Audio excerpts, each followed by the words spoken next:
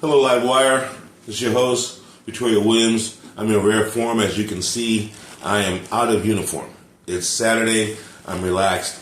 But at the same time, I wanted to just go ahead and do a little recap on some of the topics that I have aired and to complement some of the shorts also. So here goes.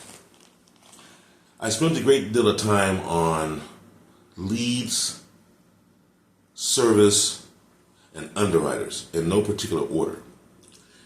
I've also explained the order that I believe it works in. So let me go ahead and just do this now. There's yourself, number one. Then there's the client, number two. Then there's underwriting, number three. That is the essential trio that makes a policy. Without any one of those three combinations, insurance does not exist. Okay.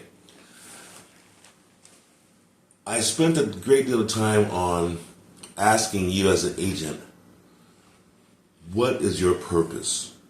And I asked in such a way to try to get you to see that money and money alone will not sustain you in this business. But what I also realized is that I left out some important things that I discovered as an agent along my journey. And those are some of the things that I'm attempting to share with you today because I want you to be successful. I want the industry to thrive. And you can ask why, and it's obvious. I'm a part of the industry. This is my livelihood, my legacy. All of what I mentioned depends on everything that I also mentioned prior. So now this is for you, okay? I want you to unlearn a lot of things that you have learned. And there's a reason for that, because you have not benefited from that. Part of that, and the real big part of that, is you and yourself alone, okay? So rather than to point the finger at your company for not providing you with, in your opinion, I'm sure you say, quality leads. And as you're having conversations with other agents and they're having a similar experience, then you all point the finger elsewhere. There's no way that you guys are contributing to your frustration.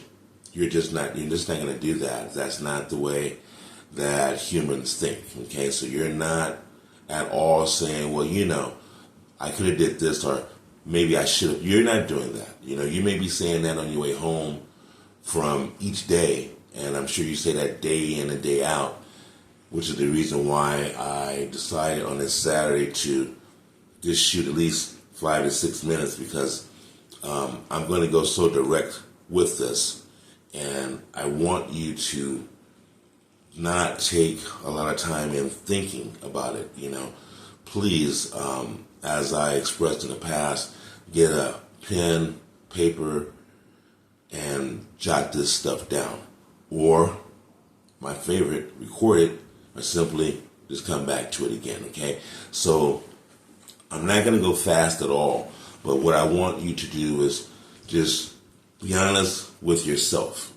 That's what this clip is for you. Okay, if you really want to know the truth on some things, I'm going to tell you right now. All right. So I mentioned the trio: yourself, the client, underwriting.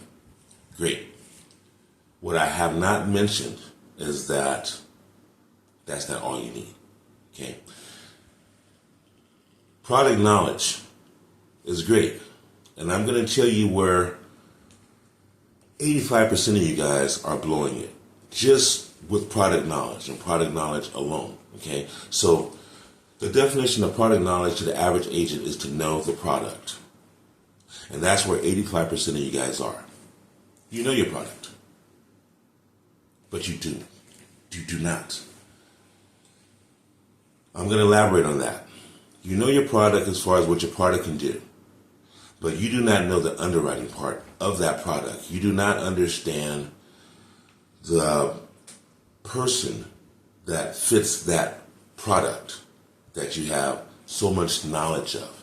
And that's the reason why your policies are being kicked out from underwriting. That's part of it. The other part of it is that you are not asking the correct questions when you should be, because you are in the wrong mode. You are in sales mode, not service mode, okay? When you are in sales mode, it places, and I'm going to go out here and just say this, and this is to any agent that can hear the sound of my voice. When you are in sales mode, it places you in a very timid position. Think about what I just said there. When you are in sales mode, it places you in a very timid position. You are no longer armed with the confidence to go in there and ask the tough question that you need to ask. For fear of being insensitive, or you don't feel that it's the right mood the client is in, for whatever reason, you neglect to ask the tough question that will ultimately be asked by underwriting to you, that will refer you back to that client to ask that question again that you never asked the first time. It's because you were not in service mode. Okay? When you are in service mode, you can ask any question that you want.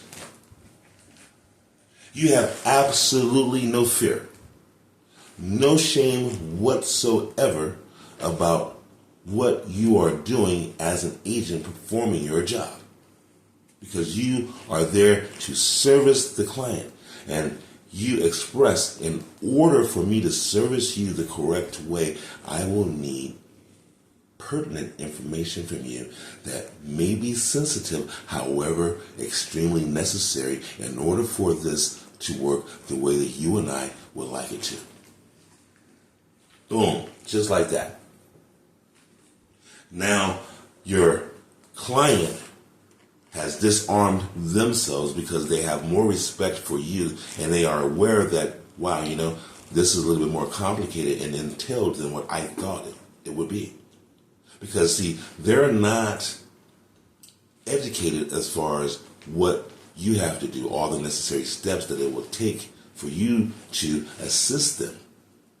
You have to be upfront with them while you are in service mode and explain your position. And you are also uncomfortable asking these questions, but it is necessary. So you are doing your job. What will happen after that moment that will feel ultimately uncomfortable to you because it's your first few times doing it? You will receive all of the information that is required for you to submit an error-free policy through your underwriting department. Okay, now let's roll to the next one. Leads. You are your best lead. It's you. So, to any agent, broker, owner that's out there purchasing leads, and this is not to take a hit against any lead information business. Yeah, I kind of blew that. But what I am saying is this. Let me just ask a question to the actual agent. If you are purchasing leads of your own, or you have a co-op situation, you know the figures. Now, I'm going to throw another idea your way. Keep that figure in your head, and I'm approaching 10 minutes. What I want to do next is say this. In your city, there's going to be an event. I don't know whether it's going to be a sporting event, preferably a sporting event. I'm not trying to do anything at night or where, let's just keep it to where we are. This is live, so I'm brainstorming with you all live now. So as I'm doing that, I'm also reflecting. So this is what I would like you to do. You have the price for the leads that you purchase in your mind. The leads that have led you further and further down the rabbit hole, and you are actually paying for that trip. Okay, so keep that price in mind. Now here we go. Sporting event in your city. What do you think it will cost for you to attend an event? And we're speaking nosebleed seats. Understand the event itself is not of any importance to me other than your admission to the event. And once you are inside, then I would actually like you to purchase a baseball cap or a sweatshirt or something that signifies you are on the team, whether you know the team or not. That is not of importance. While you are attending this event, and you know why you are there, you're there to network yourself. You have 500 to 1,000 cards. Believe me, I understood what I just said. 500 to 1,000 cards.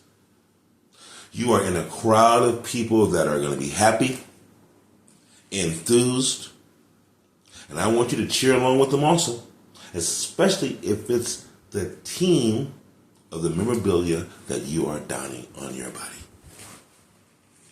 Pass your cards out.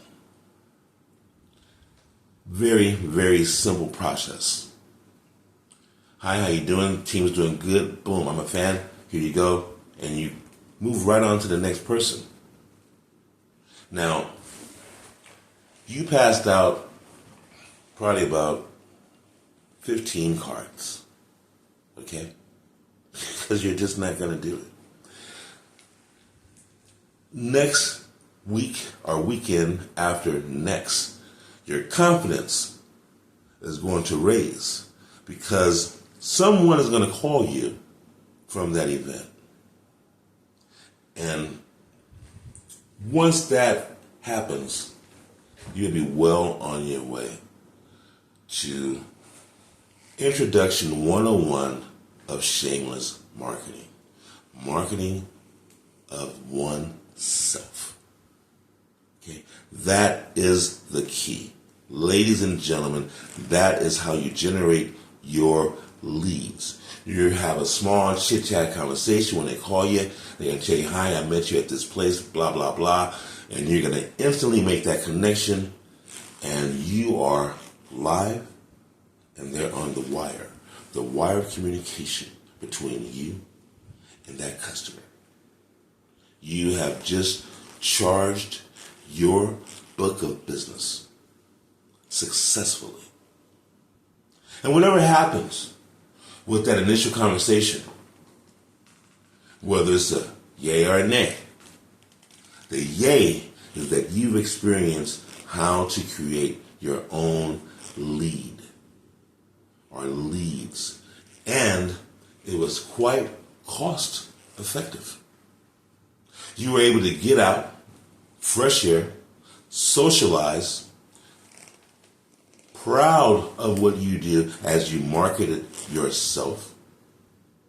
And then you were able to receive the phone call based off of your hard work that wasn't really hard at all.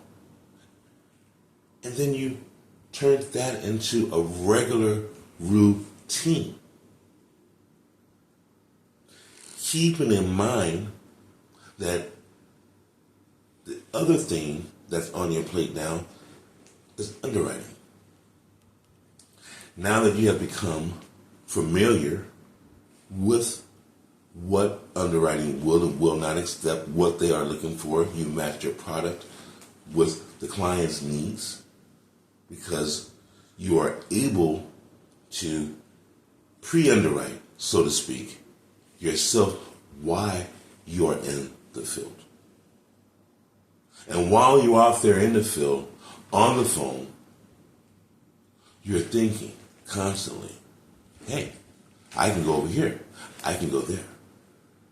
There's going to be approximately 45,000 folks over there. I'm going to spend $80. I'm going to go off and I'm going to have a blast. I'm going to pick up 75 to 100 new sizzling leads. And my day, my week, my month, and my quarter, which is going to roll into the half year mark, and my year, I'm going to smash all prior year productions. And if you're new to the industry, well, let me just say this to you now. Congratulations, because you have just gotten fast-tracked.